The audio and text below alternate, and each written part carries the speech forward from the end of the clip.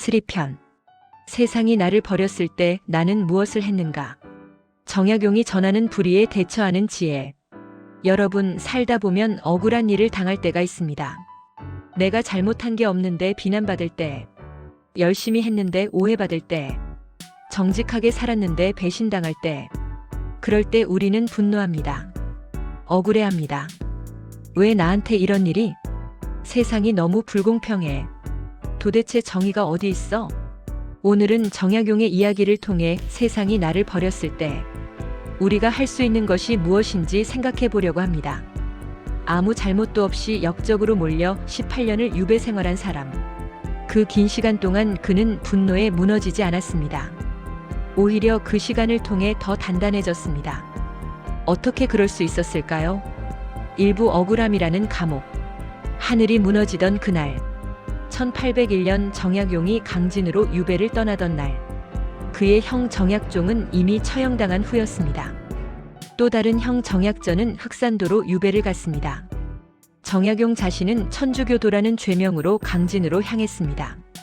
마차에 실려가며 그는 생각했습니다.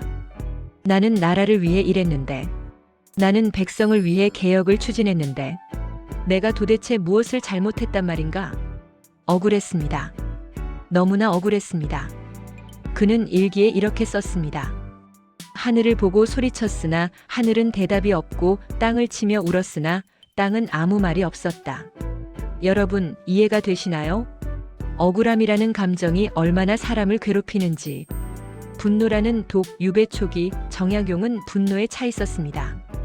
자신을 고발한 사람들에 대한 분노. 자신을 변호해주지 않은 사람들에 대한 분노. 이런 세상에 대한 분노. 그는 밤마다 잠을 이루지 못했습니다. 어떻게 그럴 수가 있어?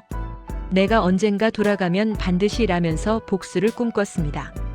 정의가 구현되기를 바랐습니다. 하지만 시간이 지나면서 그는 깨달았습니다. 분노는 상대방을 괴롭히는 게 아니라 나 자신을 괴롭힌다는 것을. 그는 이렇게 썼습니다. 분노에 사로잡힌 사람은 2번 고통받는다. 한 번은 불의를 당하며 또 한 번은 분노 때문에. 여러분, 우리도 그렇지 않습니까? 억울한 일을 당했을 때 그 일 자체보다 그것에 대한 분노가 우리를 더 오래 괴롭힙니다. 이부불의 앞에서 선택할 수 있는 것들. 첫 번째 선택, 분노할 것인가, 담담할 것인가. 정약용은 유배 3년째 되던 해 중요한 결정을 합니다. 더 이상 분노하지 않기로. 쉬운 결정이 아니었습니다. 하지만 그는 이렇게 생각했습니다. 내가 분노한다고 해서 상황이 바뀌는가? 아니다. 오히려 내 마음만 병들 뿐이다. 그는 매일 아침 자신에게 이렇게 말했습니다. 오늘 하루 나는 분노하지 않겠다. 처음에는 어려웠습니다. 억울한 생각이 날 때마다 분노가 치밀어 올랐습니다. 하지만 그는 방법을 찾았습니다. 분노가 올라올 때마다 깊게 숨을 쉬었습니다. 창밖의 나무를 바라봤습니다. 차를 천천히 마셨습니다. 그리고 스스로에게 말했습니다. 이 분노는 나를 위한 것이 아니다.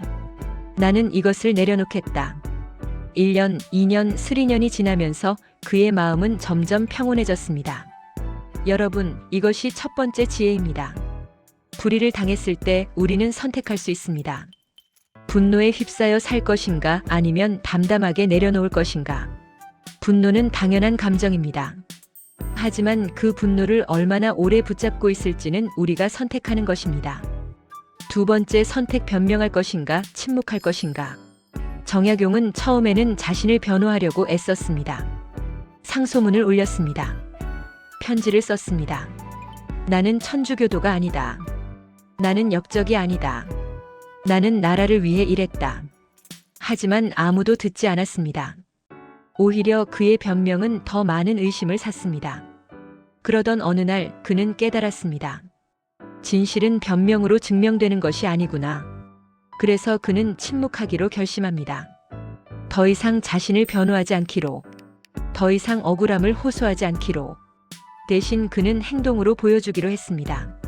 책을 쓰고 학문을 연구하고 제자들을 가르쳤습니다. 그는 이렇게 말합니다. 말로 자신을 증명하려는 사람은 평생 변명만 한다. 하지만 행동으로 자신을 증명하는 사람은 시간이 진실을 보여준다. 실제로 그랬습니다. 18년 후 정약용이 유배에서 풀려났을 때 사람들은 그가 쓴 책들을 보고 놀랐습니다.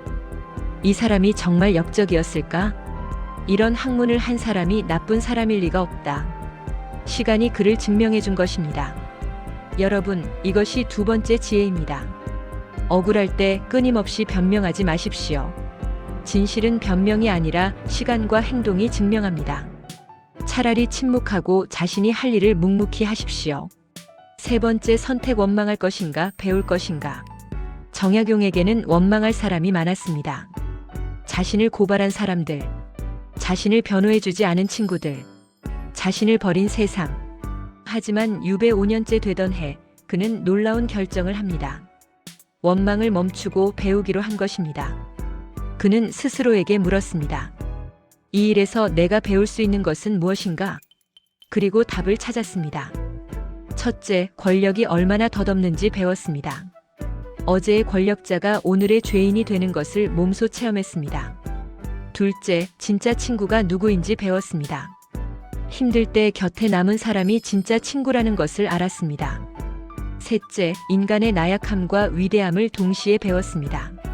사람들이 얼마나 쉽게 변하는지, 하지만 또 얼마나 강할 수 있는지를 보았습니다. 그는 이렇게 썼습니다. 만약 내가 유배를 오지 않았다면 나는 영원히 권력의 환상 속에 살았을 것이다. 유배는 나에게 인생의 진실을 가르쳐준 스승이었다. 여러분, 놀랍지 않습니까? 자신을 가장 고통스럽게 한 일을 스승이라고 부르다니. 하지만 이것이 정약용의 위대함입니다. 불의를 당했을 때 그는 원망하지 않고 배웠습니다. 여러분에게도 억울한 일이 있었다면 한번 물어보십시오. 이 일에서 내가 배울 수 있는 것은 무엇인가? 3부 침묵의 힘. 정약용은 유배에서 풀려난 후에도 높은 관직으로 돌아가지 않았습니다. 사람들은 물었습니다. 이제 억울함을 풀 수 있지 않습니까? 당신을 모함한 사람들을 처벌해야 하지 않겠습니까? 하지만 정약용은 고개를 저었습니다. 내가 원하는 것은 복수가 아니다. 내가 이미 얻은 것은 그들이 줄 수 있는 어떤 것보다 크다. 사람들이 물었습니다. 무엇을 얻었다는 말입니까? 정약용이 대답했습니다. 나 자신을 얻었고 진리를 얻었고 평화를 얻었다. 그것으로 충분하다. 말년의 제자 하나가 물었습니다. 선생님, 18년의 유배 기간이 억울하지 않으셨습니까? 정약용은 잠시 창밖을 바라보다가 말했습니다. 처음 10년은 억울했다. 하지만 나중 8년은 감사했다. 유배가 없었다면 나는 진짜 나를 발견하지 못했을 것이다. 그는 75살에 세상을 떠나면서 이런 글을 남겼습니다. 세상이 나를 버렸다고 생각했는데 사실은 세상이 나를 자유롭게 해준 것이었다. 마무리, 우리에게 주는 메시지. 여러분, 지금 억울한 일을 겪고 계십니까? 누군가에게 배신당했습니까? 세상이 불공평하다고 느끼십니까? 정약용의 이야기를 기억하십시오. 첫째, 분노를 선택하지 마십시오. 분노는 당연한 감정이지만 그것을 오래 붙잡고 있을 필요는 없습니다. 분노는 상대방이 아니라 나를 괴롭힐 뿐입니다. 매일 아침 스스로에게 말하십시오. 오늘 하루 나는 분노하지 않겠다. 둘째, 변명하지 말고 행동하십시오. 말로 자신을 증명하려고 애쓰지 마십시오. 진실은 시간과 행동이 증명합니다. 침묵하고 자신이 할 일을 묵묵히 하십시오. 셋째, 원망 대신 배움을 선택하십시오. 이 일에서 내가 배울 수 있는 것은 무엇인가? 물으십시오. 가장 힘든 경험이 가장 큰 스승이 될 수 있습니다. 정약용은 세상이 자신을 버렸을 때 자신을 버리지 않았습니다. 분노하지 않고 담담했습니다. 변명하지 않고 행동했습니다. 원망하지 않고 배웠습니다. 그래서 그는 죄인으로 시작했지만 성인으로 끝났습니다. 여러분도 할 수 있습니다. 불의 앞에서 무너지지 마십시오. 오히려 그것을 통해 더 단단해지십시오. 정약용이 유배지에서 쓴 시로 마무리하겠습니다. 세상이 나를 버렸을 때 나는 나를 찾았고 사람들이 나를 욕할 때 나는 나를 사랑하게 되었네. 억울함이 클수록 내 마음은 더 평온해졌으니 이것이 하늘이 내게 준 선물이었구나. 여러분, 당신에게 일어난 일은 저주가 아닙니다. 그것을 어떻게 받아들이느냐에 따라 그것은 축복이 될 수 있습니다. 다음 편에서는 흔들리지 않는 마음은 어디서 오는가? 마이너스 정약용의 내면 중심 찾기로 찾아뵙겠습니다. 구독과 좋아요는 동영상 제작에 큰 힘이 된다는 거 잘 아시지요? 고맙습니다.